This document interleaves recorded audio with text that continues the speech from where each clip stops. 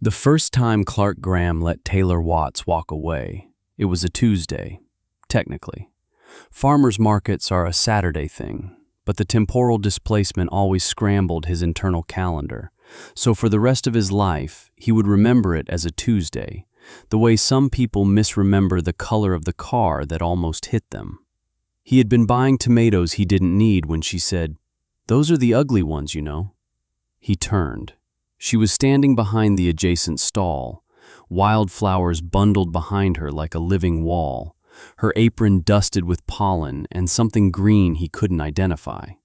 She nodded at his tomatoes with the easy authority of someone who had opinions about produce and wasn't embarrassed by them. "They're heirloom," he said. "They're ugly," she said, and smiled. "That's not an insult. Ugly tomatoes taste better. I just like to warn people so they're not surprised when they get home." He laughed. She laughed.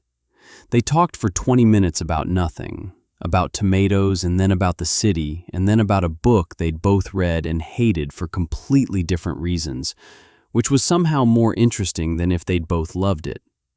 Her name was Taylor. She sold flowers 3 Saturdays a month and spent the rest of her time doing something with landscape architecture that she described as arguing with rich people about whether they need a water feature. It was the best conversation Clark had had in 4 years. Then his work pager went off, an actual pager, because the agency was staffed primarily by people born before 1960 who had never trusted mobile phones. And he looked down at it for just a second too long, and when he looked back up, something had shifted in her expression. Some small door had quietly closed, and he said, "Sorry, I have to," and she said, "Of course, no worries," in the specific tone people use when something is, in fact, a worry, and he walked away.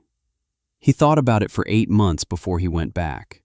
Attempt 6 is where he'd mark the beginning of his real failures, but attempts 1 through 5 deserve an honest accounting. 1. He practiced a smooth exit line for when the pager went off. "I have to take this, but I'd really like to continue this argument about the book. Could I—" He got 3 words in, and the pager went off again immediately because he'd bumped the transmitter in his jacket, and he stood there vibrating like a man whose entire torso was a telephone. 2. He silenced the pager in advance.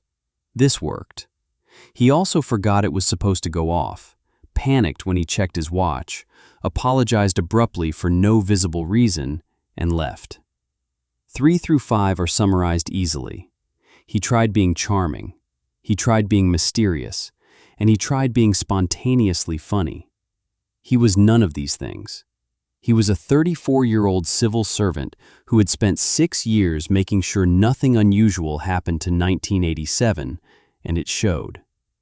Attempt 6 was when he started doing research. He knew by then that she came back every Saturday she was scheduled. He knew she took her coffee with oat milk and that she was reading her way through a particular dead author's complete bibliography, and that she had strong feelings about roundabouts that she'd shared with the man selling honey 2 stalls down.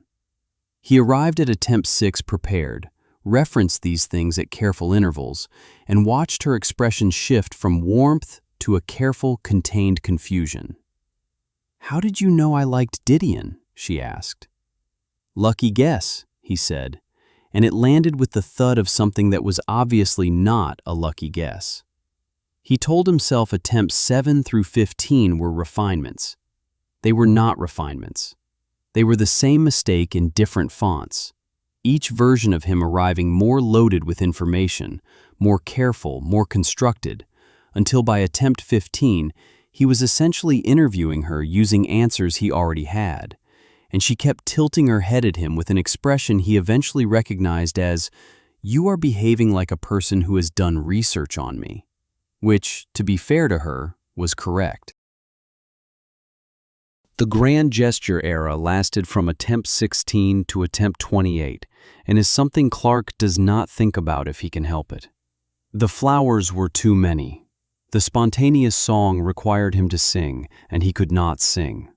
The string quartet had been hired to play at a wedding in the park nearby, and he'd tried to redirect them briefly, which created a situation involving a very upset bride and 3 policemen.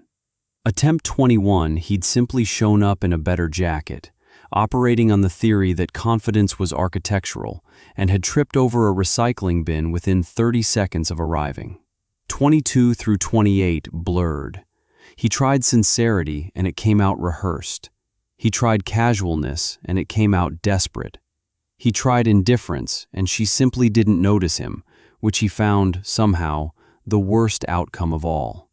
He sat in the park across from the market on what would have been attempt 29 and didn't go in. He watched from a distance instead. Watched himself arrive. There were rules about self-observation, but he was past caring. Watched himself approach her stall. Watched the conversation happen in pantomime across 50 meters of Saturday crowd. He couldn't hear anything. He watched himself laugh. He watched her laugh. He watched himself look at his watch and then away, and then say something, and then leave. He sat on the bench for a long time after. Then he went home and came back the next Saturday and watched again. He did this for 9 attempts, just watching. It was the most honest he'd been about any of it. On the 37th time watching, he noticed something he hadn't from inside the conversation. She turned after he walked away. Just slightly. Not enough to call it watching him leave, enough to see which direction he went. Attempts 39 through 42 have a particular quality that's hard to explain to people who haven't made the same mistake across a decade of Saturdays.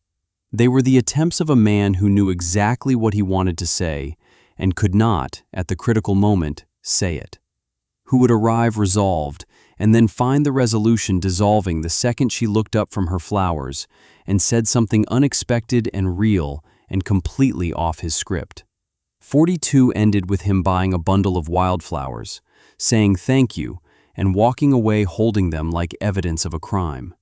He stood outside the market for 20 minutes before going home. Then he sat at his kitchen table with the wildflowers and a glass of water and thought about what he was actually doing. Not the surface of it, not the fumbled exits and the over-researched conversations and the string quartet, but the thing underneath. The reason 34-year-old Clark Graham, who had successfully navigated the temporal bureaucracy of 3 separate decades, could not manage 20 minutes at a farmer's market. He was, he realized, trying to be the version of himself she would definitely choose. He had spent 42 attempts editing out everything she might not like, and the result was that he'd shown up over and over as nobody in particular, a man-shaped collection of strategies and exit lines and lucky guesses that weren't lucky guesses. He drank a glass of water. He went to bed. In the morning, he went back. Attempt 43. He arrived without a plan. He bought the ugly tomatoes first because he actually liked ugly tomatoes and had been too busy being a person with a strategy to buy them. He was standing there paying for them when she said from the adjacent stall, "Those are the ugly ones, you know." And he turned, and she was there exactly as she had always been, and he said, "I know.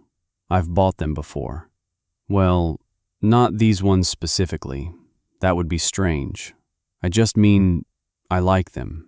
They taste better. I read that somewhere, or maybe someone told me. I genuinely can't remember which is probably a worrying sign about my memory, but here we are." She blinked. Then she laughed, not the polite laugh, the real one. "Here we are," she said. They talked for 20 minutes. The same topics drifted up: the city, the book, the water features. But the conversation moved differently this time, looser, because he kept saying things he hadn't planned and having to actually think about her response instead of waiting for the cue to deliver the next prepared line. And it was terrifying in the way that most good things are terrifying. His pager went off. He looked at it. He looked at her. He said, "I have to go deal with something that I cannot explain in a way that wouldn't sound insane. But I want you to know that I've been thinking about how badly I handled this the last time. And I'd like to not handle it badly again if that's something you'd be open to. She looked at him for a moment. The last time? I was in a hurry, he said. I left before I said what I meant to say. Which was? He had spent years preparing for this question.